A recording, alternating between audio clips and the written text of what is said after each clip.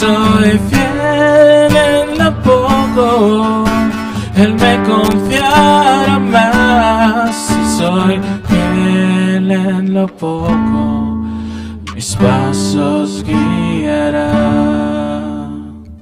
El Señor esté con ustedes.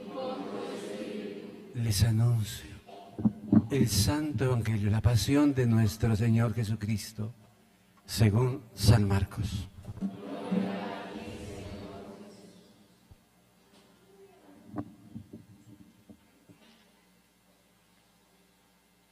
Y enseguida, al amanecer, los sumos sacerdotes, reunidos con los ancianos y los escribas, o sea, todo el Sanedrín, tomaron su decisión, ataron a Jesús, se lo llevaron y lo entregaron a Pilato. Pilato le preguntó: ¿eres tú el rey de los judíos? Él respondió: tú mismo lo dices. Los sumos sacerdotes presentaron muchas acusaciones contra él. Pilato volvió a preguntarle: ¿no respondes nada? Mira de cuántas cosas te acusan. Pero él tampoco respondió nada entonces.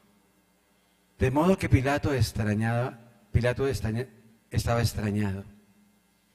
En cada Pascua Pilato les dejaba libre a un preso, el que la gente pidiera. Había un hombre llamado Barrabás, que estaba preso junto a unos agitadores, con unos agitadores que en una revuelta habían cometido un asesinato. El pueblo entonces subió y empezó a pedirle a Pilato que les hiciera la acusación de costumbre. Pilato les preguntó: ¿quieren que les deje libre al rey de los judíos? Él se había dado cuenta de que los sumos sacerdotes se lo habían entregado por envidia. Pero los sumos sacerdotes asuraron al pueblo a pedir que más bien les dejara libre a Barrabás. Pilato volvió a preguntarles: ¿y qué hago con el que llaman rey de los judíos? Pero la gente gritó de nuevo: crucifícalo. Pilato les preguntó: ¿y qué crimen ha cometido? Pero ellos gritaban con más fuerza: crucifícalo. Pilato, accediendo al deseo del pueblo, le dejó libre a Barrabás y mandó que después de azotar a Jesús se lo llevaran a crucificarlo. Los soldados lo introdujeron en el palacio, es decir, en el pretorio, y reunieron a toda la tropa. Lo vistieron con un manto rojo, trenzaron una corona de espinas y se la pusieron. Luego comenzaron a saludarlo diciéndole: viva el rey de los judíos. Y le pegaban en la cabeza con una caña, lo escupían, se arrodillaban delante de él y le hacían reverencia. Terminada la burla, le quitaron el manto rojo y le pusieron su ropa y se lo llevaron para crucificarlo. En el camino obligaron a un tal Simón de Cirene, padre de Alejandro y de Rufo, que llegaba del campo a cargar la cruz de Jesús. Llevaron a Jesús al Gólgota, que quiere decir lugar de calavera. Allí querían darle vino mezclado con mirra, pero él no lo recibió. Entonces lo crucificaron y se repartieron su ropa echando la suerte para ver qué le tocaba a cada uno. Eran las 9 de la mañana cuando lo crucificaron. Había un letrero para indicar la causa de su condena que decía: el rey de los judíos. Con él crucificaron a 2 bandidos, uno a su derecha y otro a su izquierda. Los que pasaban lo injuriaban, sacudían la cabeza y decían: ajá, ¿No ibas a destruir el santuario y a reconstruirlo en 3 días? Sálvate a ti mismo, bajándote de la cruz. También los sumos sacerdotes y los escribas se decían unos a otros en son de burla. A otros salvó, pero él mismo no puede salvarse. ¿No era el Mesías, el Rey de Israel? Que se baje ahora de la cruz para que veamos y creamos. También los que estaban crucificados con él lo injuriaban. Nos ponemos de rodillas.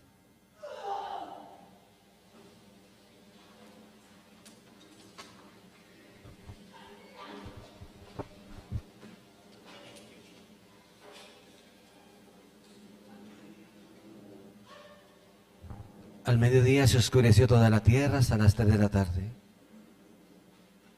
Y a esa hora Jesús exclamó con voz potente: Eloí, Eloí, lema sabactani. Lo que quiere decir: Dios mío, ¿por qué me abandonaste?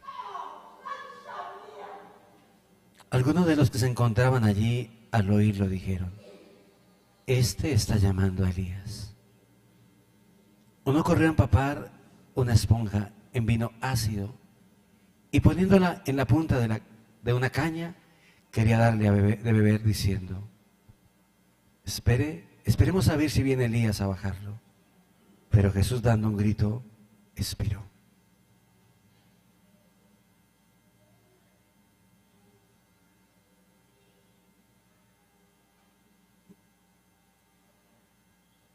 El velo del templo se rasgó en dos de arriba abajo. Y al verlo expirar así, el centurión que estaba frente a él exclamó: verdaderamente, este hombre era hijo de Dios. Palabra del Señor.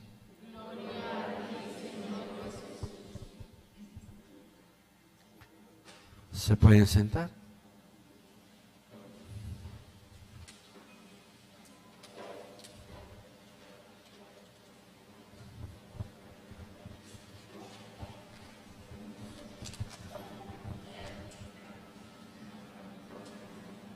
Silencio.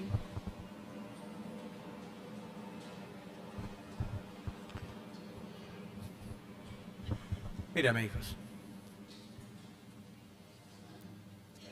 Algunos historiadores afirman que la resurrección de Lázaro fue unos 2 meses antes de este día. Y eso causó una rabia, un odio, un dolor, míreme, y decidieron darle muerte. Amén. Decidieron darle muerte, y como no había llegado ni el día, ni la hora, ni el tiempo de Dios, Jesús va a las llanuras de Efraín, kilómetros arriba de Jericó. Sobre eso hay muchas versiones. Unos dicen que fue a orar a campo abierto con sus discípulos, que se la pasó comunicando y hablando con su Padre y enseñando a sus discípulos, preparándose en gracia, en total obediencia, para la entrega total de su cuerpo por nosotros. La semana anterior, esta semana que terminamos, empieza su travesía, por eso dice subió a Jerusalén. Esta semana es cuando se encuentra con su amigo Zaqueo. Ahora me acordé que una señora me preguntó: ahora padre, ¿qué oración hacía mientras nos echaba el agua? Dijo: aquí regándolas a ver si crecen. Amén. Sobre todo a los bajitos. Amén. Me acordé de Zaqueo ahora. Amén. En ese caminar es cuando la madre de los Zebedeos le pide que siente uno a su derecha y otro a su izquierda. Y llega a un sitio Jesús, ya no se oculta más. Llega el sábado en la tarde a donde sus amigos Lázaro, Marta, María, Simón el leproso. Y esa casa de Simón, esa casa de María y Lázaro, perdón, estaba llena de visitantes, de todas las clases, con la curiosidad de conocer a Lázaro, al hombre que murió 2 veces. Y ahí llega Jesús. Estamos hablando en la tarde del sábado. Queda detrás de la montaña la casa de Marta y María y Lázaro. Ahí María lo unge con perfume. Y ahí entra la rabia, el dolor del traidor. ¿Y por qué no podemos vender este perfume y dárselo a los pobres? Me encanta esa frase de Jesús. A los pobres siempre los tendréis. Yo no estaré siempre con vosotros. Duerme Jesús ahí donde Marta, Lázaro y María, y muy temprano, al otro día, empieza su caravana. Miren acá, miren acá.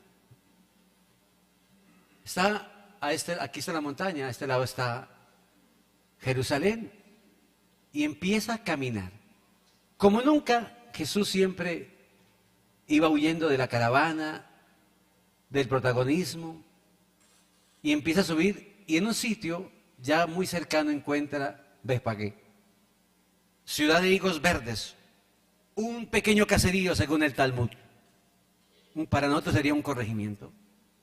Y llega y le dice, ve y tráeme ese asno, suelta ese asno y trae ese pollino que está.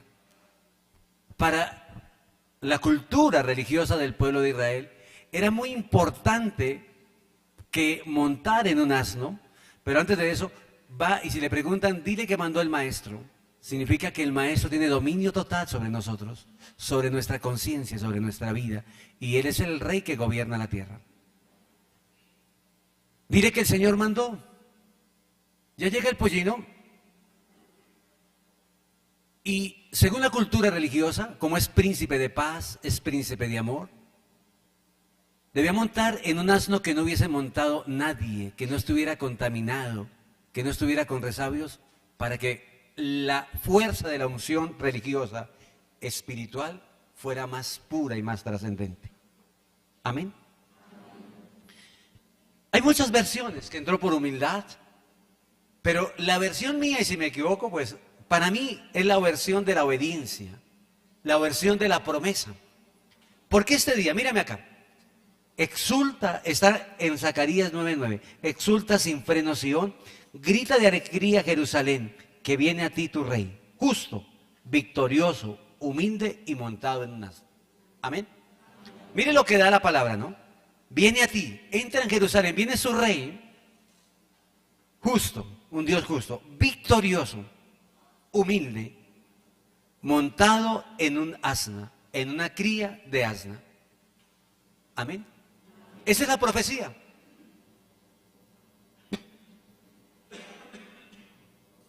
Para mí es humildad total, pero para mí es el cumplimiento total de la palabra de Dios. ¿Cumplimiento qué?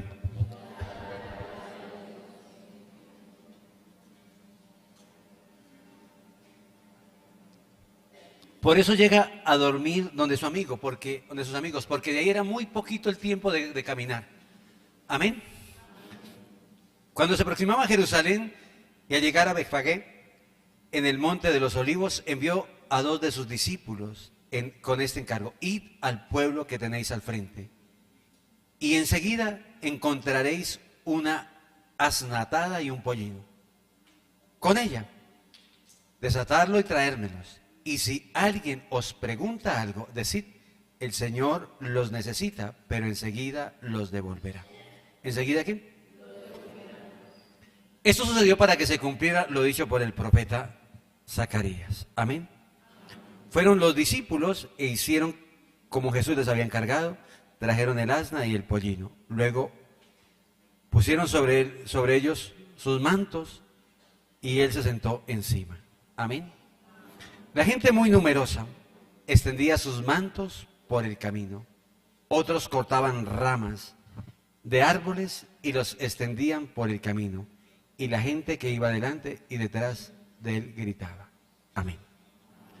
Hasta ahí vamos bien, ¿cierto? Mírame, es muy importante cuando les den la oportunidad a Dios, y los que ya fueron recordarán esa hermosura de Tierra Santa. Ojalá que ustedes algún día lo hagan conmigo, y si no, que lo hagan con un hombre de oración, que es muy bonito. Es un tema de deleite. Pídele mucho al Señor que les bendiga sus manos y hágalo con una comunidad de oración. El cambio es muchísimo. Mucha gente va por la foto. Yo veo con mucha gente que ha ido varias veces y padre, yo no había sentido esto. Yo me tomé una foto acá. No es la foto. La foto se olvida, no la volveremos a ver. Pero lo que llevamos en el alma queda indeleble para siempre. Amén. Monta en el burrito y sigue caminando, y ya en la loma se encuentra esa ciudad hermosa. Esa ciudad maravillosa de Jerusalén, que 30 años antes la había hecho hermosísimo Herodes.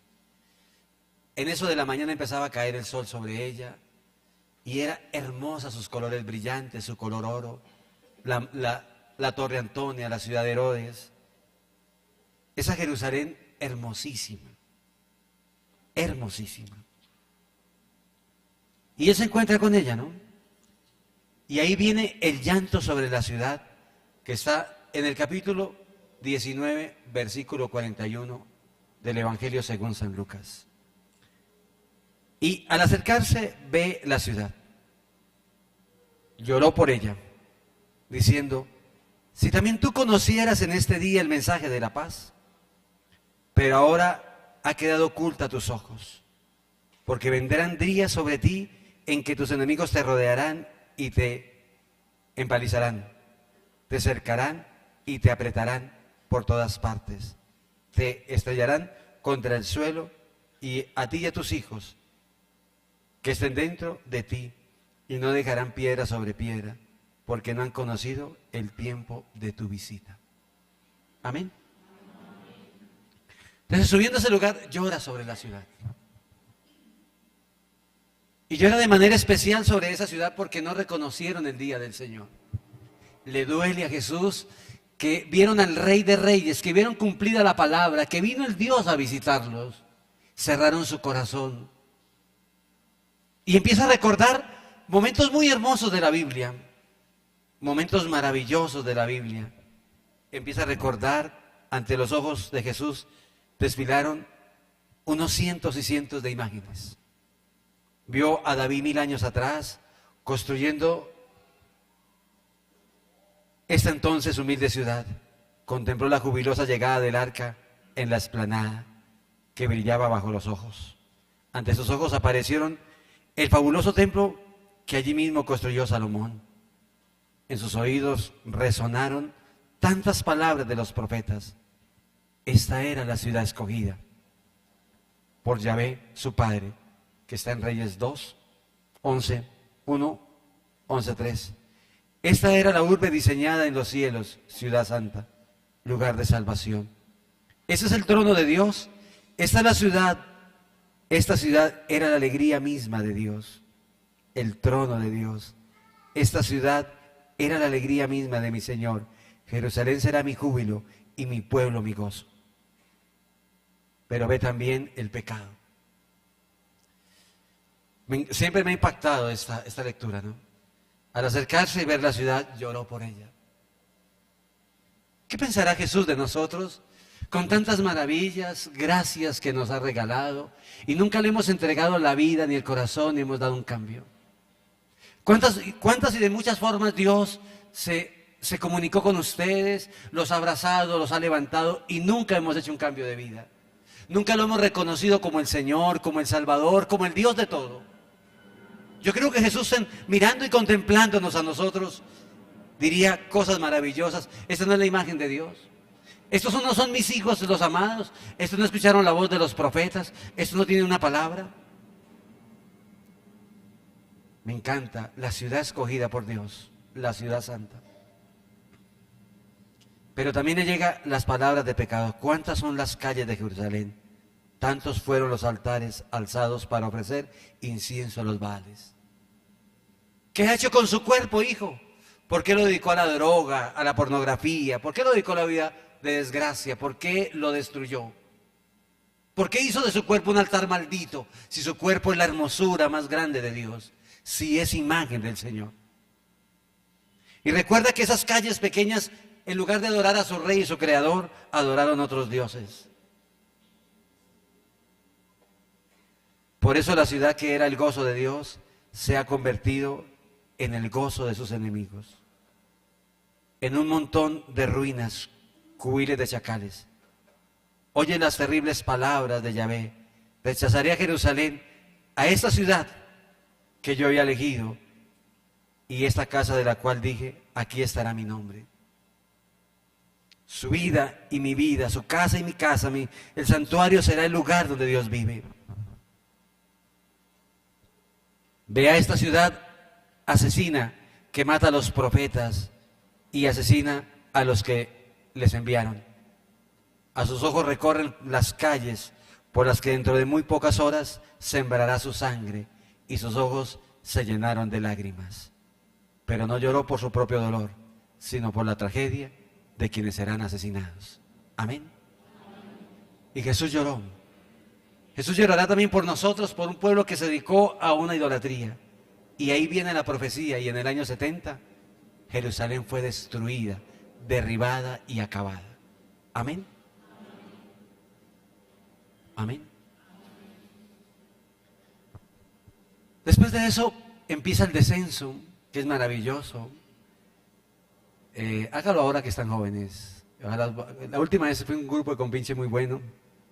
Y quedamos muy cerca a la ciudad de Jerusalén y vivimos momentos muy bonitos. Yo ya conocía mucho más, me defendía más y viví momentos muy bonitos.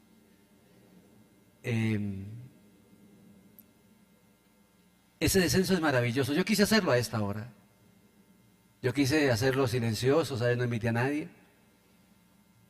Y bajé rozando el rosario y vi ese silencio. A mí me encanta la Semana Santa. A mí me encanta lo que se vive, lo que se regala. Yo añoro este año el Viernes Santo porque el año pasado viví un Viernes Santo supremamente maravilloso. No sabe cuánto añoro ese Viernes Santo. Hubo poquita gente y lo vivimos desde las 6 de la mañana hasta las 2 de la tarde. Después me tocó traer a la policía para que lo sacara porque no se querían ir. Eso fue un problema grave, es un problema difícil. Miren acá. Entonces Jesús empieza a descender, empieza a bajar, amén, y empieza a cumplirse la palabra de hoy. Exulta de gozo. ¿Exulta de qué? Sin freno. Empieza la gente a coger la ropa, esos se volvieron locos y empiezan a adorar, empiezan a clamar, Hosana al Hijo de David. Bendito el que viene en nombre del Señor, Hosana en las alturas. Era una palabra de poder, una palabra de liberación, era una palabra de vida. Hosana, Yahvé salva. ¿Cómo dice? Yahvé salva, bendito el que viene. Hosana, liberación, Dios libera.